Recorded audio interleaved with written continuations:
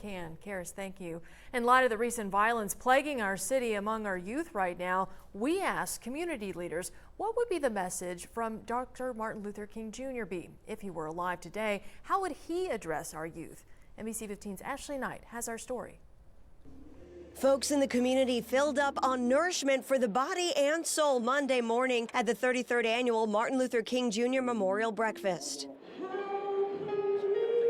The message centering around creative maladjustment, the idea that we as a people should not get used to certain ideas like bigotry, racial discrimination, or the level of violence we've seen lately among our youth. We see all this violence. I think that he would be shocked at what we're seeing in light of certain progress. Certain progress, he says, in some racial barriers being broken down. However, how would Dr. Martin Luther King Jr. reach out to the youth and try to make that change? I would think he would say that love conquers hate, and that we would have to teach them to love one another. The pastor also stresses the importance of listening to parents and parents teaching their children respect. Well, for one, they've lost respect for one another, and they lost respect even for themselves. So therefore, the absence of that helps to produce violence.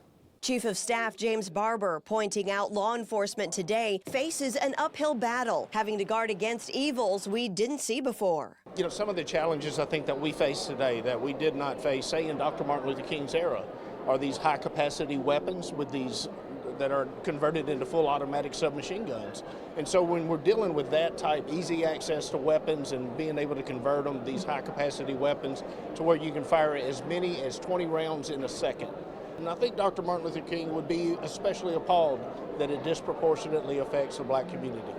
Barber also stressing to the youth to look beyond the violence and into the hearts of our neighbors. In Mobile, Ashley Knight, NBC 15 News.